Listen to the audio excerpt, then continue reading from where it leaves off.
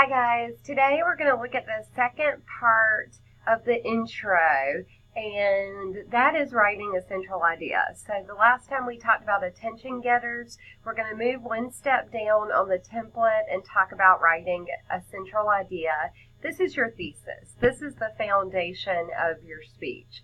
If you can write a good central idea, your life is so much easier because then your main points are written. This is so great for not only this class, but future presentations or meetings. It forces you to think about your main points ahead of time so you don't ramble and so you know exactly what you want to say and the audience knows exactly what to listen for. So, writing a central idea is easy if you remember a few things. You do want to let your audience know what you're going to be speaking about so they know what to listen for. And you're also going to use your central idea as a preview statement, meaning have one sentence that's going to preview the main ideas that will follow in your speech. Bottom line, like I said, this is easy, but you have to think of your main points first. So when you have picked a topic, think about the three things you want to say about that topic, and this will keep you focused. So if you look at my main slide, you'll notice, first of all, I just said 3 main points. That's how many main points your template has. Now, a presentation can have anywhere from 2 to 5 main points, but 3 is always a good number for most presentations. You don't want, in a lot of cases, as many as 5 main points because you have to support each of those main points.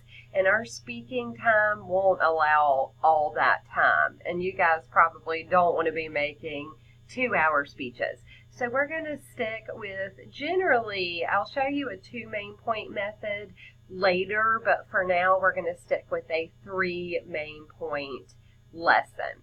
So, let's just do, if we were in class, I would say, tell me what you have to do to be successful at Nash Community College.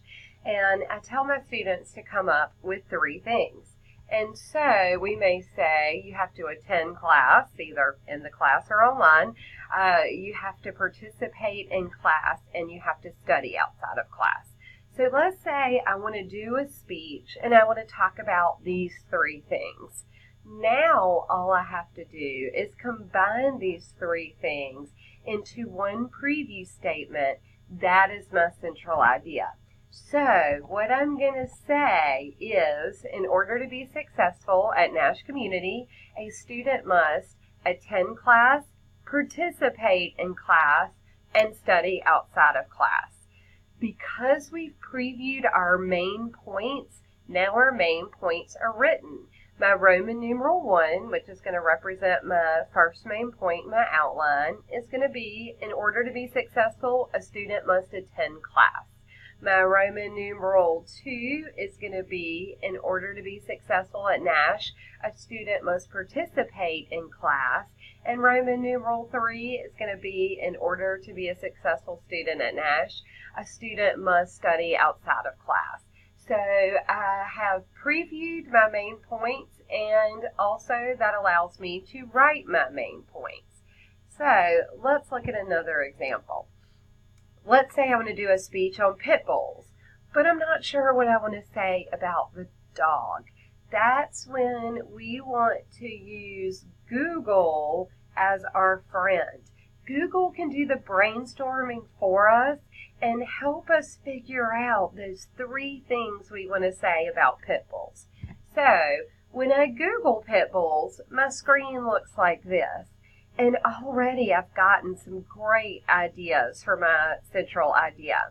I might want to say, today we're going to talk about the pit bull, specifically myths regarding pit bulls, how pit bulls got such a bad rap, and we'll talk about some facts regarding pit bulls.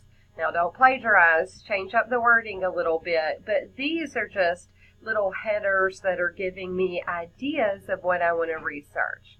So through Google, I narrowed my topic by finding 3 things: myths, the pit bull's reputation, and facts that I want to talk about pit bulls. So there is another example in here, and I will let you look at that when you view the PowerPoint. Now, what I want you to notice, and if you were in my class, you would be doing the following. And I'm going to skip here. What I want you to remember, and please refer to your template, is that Roman numerals are going to mark your main points. Your ABCs are your subpoints, your 1, 2, 3s, if you decide to elaborate, are your subpoints, and you can go on and on and on, but you won't. All right, so this is going to help keep you organized. Now, a few things.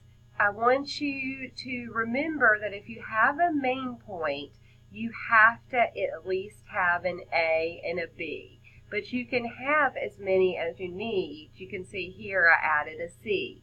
And if I decided to elaborate on C, I could have a 1 and a 2. And I'll show you samples to make this easier later. So what this means that I have to have at least an A and a B is if I can't come up with an A and a B for this main point, this isn't a main point. It's not broad enough to have support for it. So let me show you a small example on the next page. I want you to remember that main points are broad. Meaning they have to be broad enough for us to be able to state our specifics under them. So my example might be, the Statue of Liberty holds a torch for several reasons. That's very broad because then I'm going to support that statement with my specifics. This is my research or my details or my stories or my examples. So here I said, according to lightomega.com, the torch represents light over darkness. The screen is cutting me off, but then my B is also, according to lightomega.com, the torch represents hope over despair. These are specifics that support that main point. We'll look at connectives in a next lesson, so I'll see you soon.